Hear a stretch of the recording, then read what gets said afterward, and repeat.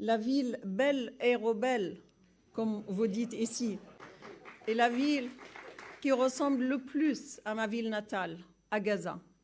Quand il s'agit de la Palestine et du peuple palestinien, c'est très important de dire que l'histoire du peuple palestinien et de la question palestinienne n'a pas commencé le 7 octobre. Elle a bien commencé un siècle avant. Cette année, nous commémorons les 75 ans de la Nakba palestinienne, la catastrophe palestinienne. Nous commémorons 75 ans d'un régime d'apartheid imposé sur l'ensemble du peuple palestinien. Nous commémorons la dispossession ou la dépossession du peuple palestinien de sa terre, la destruction de ses maisons, la confiscation de sa terre, son arrachement de chez lui. Aujourd'hui, il y a 6 000 réfugiés palestiniens qui attendent aux diasporas, qui attendent leur retour en Palestine. Il y a plus de 4 000 aussi en territoire palestinien occupé qui attendent leur retour chez eux, qui attendent l'exercice de leur droit inaliénable de retourner chez eux. Et ça fait 20 ans que nous constatons tous que tous les gouvernements israéliens consécutifs ont tout mis pour tuer tout espoir, pour tuer toute perspective politique d'arriver à conclure enfin une vraie paix, une paix juste et durable entre le peuple palestinien et le peuple israélien. Le Premier ministre israélien de la tribune de l'Assemblée générale des Nations unies, il y a juste 1 mois et demi, a montré une carte qui raserait totalement l'État de Palestine et des parties des États voisins. Nous faisons face à un tel gouvernement qui nie complètement et l'existence et le droit du peuple palestinien à exister et à vivre en liberté chez lui, dans son État indépendant et souverain. Quant au 7 octobre, nous sommes très clairs à déplorer la perte de toute vie. Toute vie civile doit être préservée, israélienne ou palestinienne.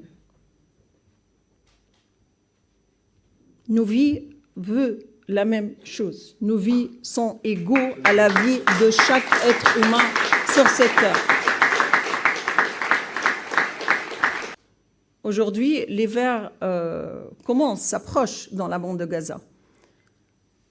Le 1,5 million de Palestiniens qui ont fui de chez eux, ils ont quitté chez eux il y a 47 jours, avec ce qu'ils portent sur eux, des vêtements d'été. Imaginez la situation dans laquelle ils se trouvent aujourd'hui. On commence à ériger de nouveau des camps de réfugiés, de nouveaux camps de réfugiés pour les réfugiés. Sous la pluie, sous le vent, et sans abri, et sans vêtements, sans nourriture, sans eau, sans fioul, sans rien. La seule sortie de ce génocide, la seule fin pour ces crimes contre l'humanité et les crimes de guerre et le génocide en cours à Gaza, c'est l'application de droit. C'est l'application de droit sur tous, et surtout sur Israël, l'État occupant, la force occupante de la Palestine. Nous avons tous une responsabilité aujourd'hui, déjà, de lever notre voix, de dénoncer les crimes en cours contre le peuple palestinien, de dénoncer le régime d'apartheid, de dénoncer le régime de colonisation et de colonialisme contre le peuple palestinien et contre la terre palestinienne, et de demander haut et fort, tout simplement, l'application de droit sur tous. Et le droit international offre des outils juridiques et pacifiques pour rendre un État occupant responsable et de son occupation et de ses crimes. il ne faut pas faire de la Palestine l'exception. Et il ne faut pas faire d'Israël l'exception.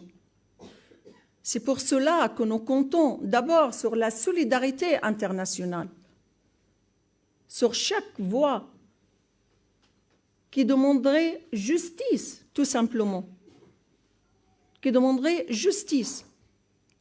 Et nous comptons sur l'ensemble de la communauté internationale, qui a une responsabilité juridique,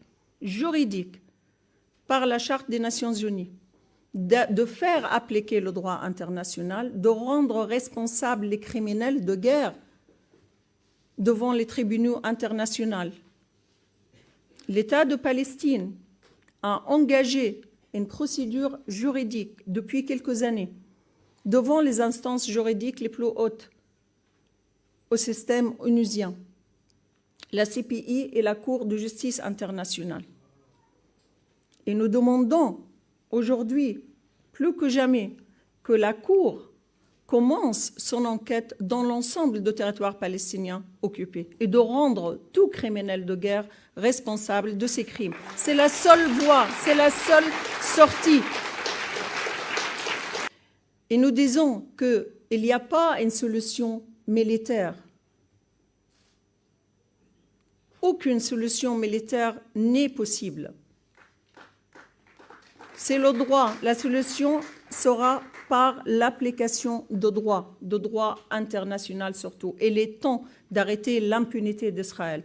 Et enfin, moi je dirais, la paix. Nous cherchons tous la paix.